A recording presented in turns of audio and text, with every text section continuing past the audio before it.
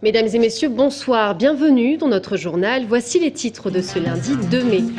Des soupçons de paris douteux présents sur le match Tour FC Grenoble. Ce sont des paris anormalement élevés en faveur de Grenoble qui ont mis la puce à l'oreille de l'autorité de régulation des jeux en ligne qui a décidé donc d'ouvrir une enquête. Le préfet d'Indre-et-Loire, Joël Philly, a présenté cet après-midi son projet concernant l'intercommunalité en Indre-et-Loire. Le département compte 22 communautés de communes et une communauté d'agglomération, un nombre qui pourrait être réduit à 11 si le projet du préfet venait à être validé. Le Temps Machine a démarré son voyage musical. Samedi soir, la soirée d'ouverture, qu'on pouvait compter sur une programmation à l'image de la salle, décalée et originale. Match nul pour le Tour FC Grenoble, 2-2, grâce notamment à une belle égalisation de la part du passeur et buteur Romain Sartre. Mais ce n'est pas vraiment le résultat du match qui a attiré l'attention ce week-end, mais plutôt des soupçons de paris douteux, des paris qui ont été retirés en raison d'un nombre anormalement élevé en faveur de Grenoble et qui provenaient en grande majorité de Corse. La Ligue nationale de football et l'autorité de régulation des jeux en ligne ont ouvert une enquête. Une chose est sûre, l'équipe du Tour Football Club n'entend pas en rester là. Marion Rabot. C'est une première dans le football français depuis l'instauration des paris en ligne et c'est le Tour Football Club, Paris Cocher, qui entre dans la polémique. Vendredi, le match contre Grenoble, puis tous les matchs de la 33e journée de Ligue 2 ont été retirés des sites de paris en ligne. La raison ? Des sommes anormalement élevées avaient été misées sur la victoire du GF 38, bon dernier au classement. À la fin du match, les soupçons d'une tricherie éventuelle héritaient les protagonistes tourangeaux. Quand je me lève le matin, c'est pour venir à l'entraînement, pour progresser, pour gagner des matchs. Les paris, ça ne m'intéresse pas, sinon je vais jouer au poker, je vais jouer sur betclic.fr, je reste chez moi. Voilà, moi, si on est revenu à 2-2, c'est pas pour les paris, c'est pour nous, notre orgueil, notre fierté, et je comprends pas la question. Je n'ai pas vu de comportement suspect, ni pendant la semaine, ni ce soir. On a réussi des choses, on en a manqué comme toujours, mais je n'ai pas vu un comportement de la part d'un seul de mes joueurs qui prête à équivoque. Après ces mises hors normes, l'autorité de régulation des jeux en ligne et la Ligue de football professionnel ont surveillé de près la rencontre. Aucun comportement suspect n'a été relevé, d'autant que le TFC est revenu de 0-2 à 2 partout. Et maintenant, le club tourangeau veut faire la lumière sur ses soupçons pour, in fine, être blanchi de toute anomalie sportive.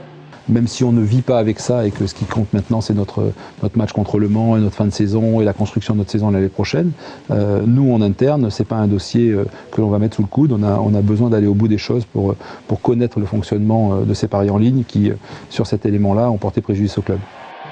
Le préjudice est plus moral que sportif, mais la Ligue de football devra aller jusqu'au bout de la procédure pour mieux comprendre les tenants et les aboutissants de cette affaire. Le sujet n'est pas le soupçon de tricherie, c'est l'organisation qui a pu faire naître cette rumeur qui nous intéresse et nous souhaitons nous associer bien sûr à la Ligue pour la recherche de la vérité qui va faire progresser tout le fonctionnement des paris en ligne et surtout éclaircir encore davantage le comportement du Tour FC qui, dans cette histoire, est touché. La question, c'est maintenant de savoir comment et pourquoi des parieurs ont pu miser autant d'argent sur la victoire de Grenoble. Pour cela, il faudra identifier les parieurs supposés initiés avec l'aide, bien sûr, des sites de paris en ligne. La réforme de l'intercommunalité fait ses premiers pas en Indre-et-Loire. 22 communautés de communes et une communauté d'agglomération existent dans les départements. Selon les conclusions du préfet, il ne pourra en rester que 11. L'objectif de cette réforme, organiser un projet commun de développement et d'aménagement de l'espace. Joël Philly, le préfet d'Indre-et-Loire, présentait son projet cet après-midi. Julien Gauthier.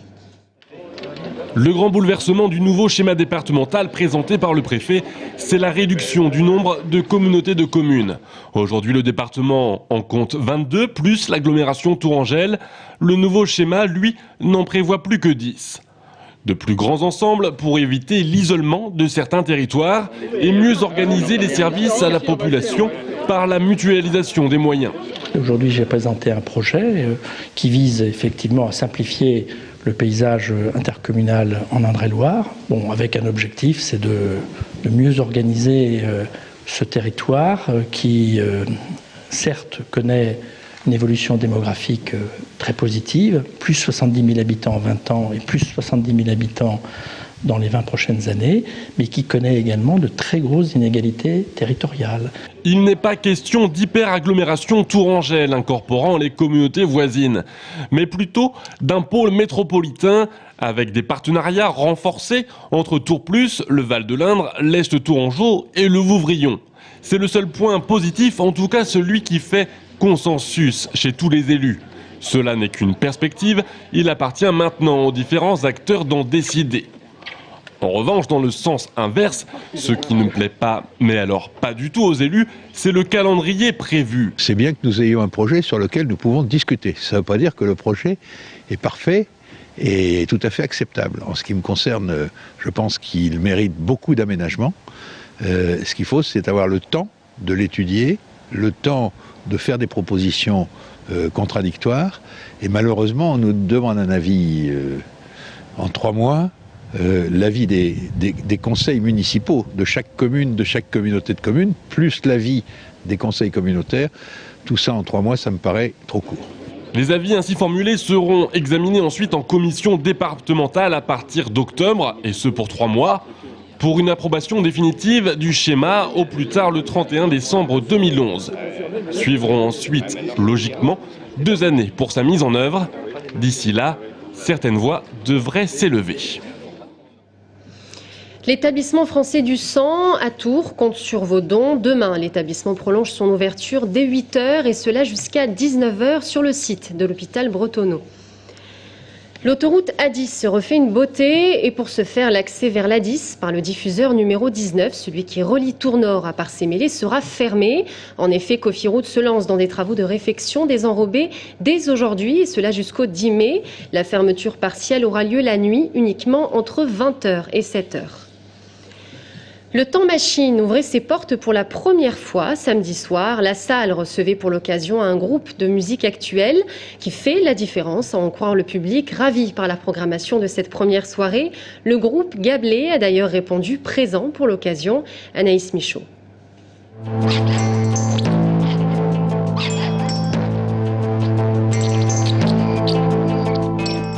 Un chant d'oiseaux et des cloches pour accompagner une guitare sèche. Il pourrait s'agir de musique de relaxation, mais ne vous y méprenez pas.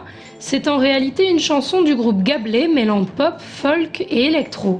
Les 4 musiciens étaient en effet en concert samedi soir pour la soirée d'ouverture du Temps Machine. On nous a proposé de participer à l'ouverture, à la soirée d'ouverture, et on a dit oui, parce que voilà. Et on l'a découverte il y a 1 heure. Voilà.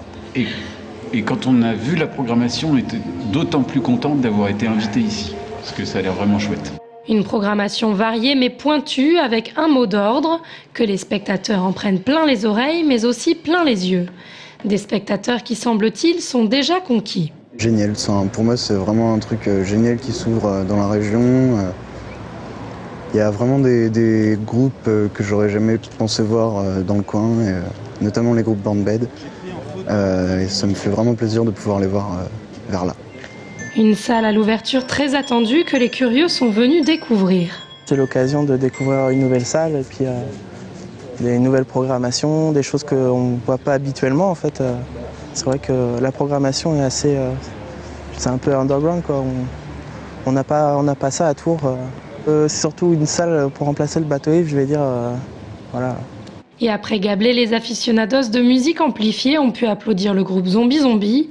Ils sont repartis avec le rythme dans la peau, des étoiles dans les yeux et une carte d'abonnement au concert du Temps Machine en poche.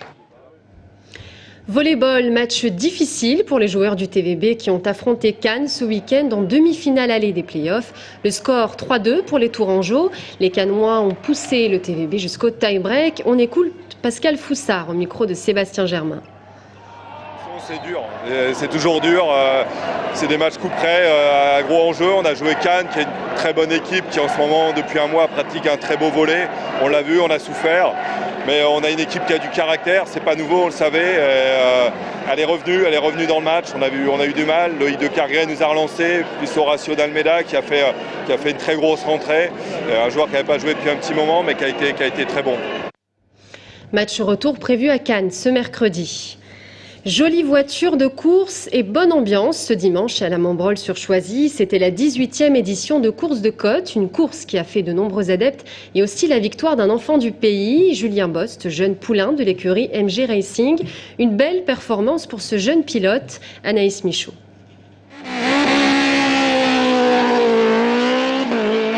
Pas de casse de sortie de route ni de pluie. Le bilan de la 18e édition de la course de côte de la Montbrol-sur-Choisy est positif. De bonnes conditions donc, mais une épreuve pas sans difficulté pour autant. C'est une route assez rapide, mais en même temps très technique. Il faut aussi un gros cœur. Dans le jargon, on dit un gros cœur, c'est qu'il ne faut pas avoir le réflexe d'appuyer sur les freins tout de suite. Il faut reculer ses freins, il faut avoir un gros cœur parce que c'est une course qui se passe beaucoup en descente aussi. Donc on prend encore beaucoup plus de vitesse et avec beaucoup de virages aveugles. Donc c'est là qu'il faut piloter, je dirais, à la trajectoire en virage aveugle et de ne pas lever le pied, quoi. C'est ça la difficulté de la course. Et celui qui a eu le plus gros cœur, c'est lui, Julien Bost, 22 ans. Il réalise le parcours en 45 secondes et 7 centièmes à la 3e et dernière manche et se félicite de ce résultat. Ça a été dur, parce qu'on se bataille vraiment à coup de dixième. Et je suis vraiment content de gagner ici à la Choisy, que c'est mon club qui organise. Et week-end parfait, et vraiment la dernière manche. Un week-end parfait et une performance prometteuse.